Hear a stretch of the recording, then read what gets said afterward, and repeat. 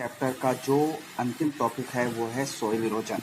Soil erosion का मतलब है जब मिट्टी की ऊपरी परत किसी भी कारण से कट जाती है या बह जाती है, उसे सॉइल इरोजन कहते हैं। सॉइल इरोजन के जो मुख्य एजेंट हैं उसमें है विंड, वाटर और ग्लेशियर। इन तीनों के कारण मिट्टी का कटाव अधिक होता है। अब इसके कौन कौन से कारण हैं जिससे के कारण कि सॉइल इरोजन अधिक होता है। इसमें नंबर 1 पर है डिफॉरेस्टेशन।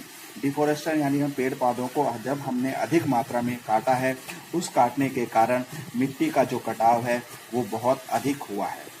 दूसरे नंबर पर है माइनिंग। जब हमने पृथ्वी के धरातल से बहुत सारे खनिजों को निकाला है, जिसके निकालने के कारण मिट्टी का जो अपरदन है वो अधिक मात्रा में हुआ है।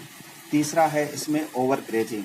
हमने बहुत बड़ी मात्रा में पशुओं को हर जगह चराया है, जिसके चराने के कारण जो पशुओं के जो खुर होते हैं, उस खुर के कारण जो है मिट्टी की जो ऊपरी परत है वो ढीली पड़ जाती है और जल और वायु के द्वारा वह एक स्थान से दूसरे स्थान तक बहाकर उड़ाकर ले जाई जाती है।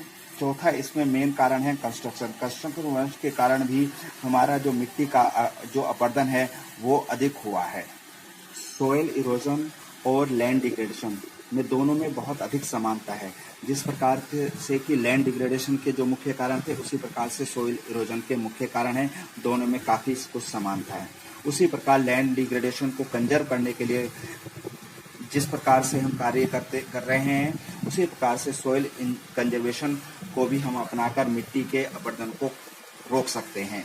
इसमें पहले नंबर पर है कंटूर प्लोइंग। ढाल वाली भूमि पर हमें जो है वो जुताई जो है वो समोच्च रेखाओं के समांतर करनी चाहिए, जिससे कि जल के द्वारा जो है मिट्टी का कटाव कम से कम हो।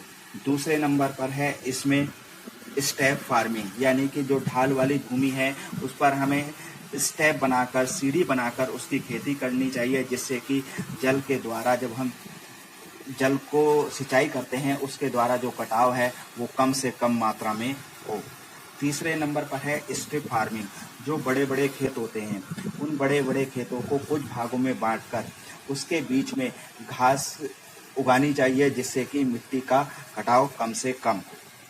चौथे नंबर पर है शेल्टर बेड, यानी कि जो मिट्टी वाले जो क्षेत्र हैं, हमें खेतों के एक साइड में जो है वो पेड़ों की एक लंबी कतार लगानी चाहिए, जिससे कि मिट्टी जो है वो कम अपरदित हो। मिट्टी अब कम अपरदित होगी तो उससे हमें फ़ायदा होगा।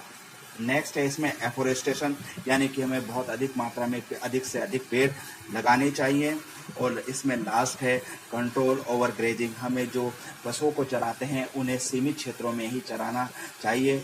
हम यदि ये कारण अपनाएंगे, यदि हम इन चीज़ों को अपनाएंगे तो जो मिट्टी का जो संरक्षण है वो हम अधिक से अधिक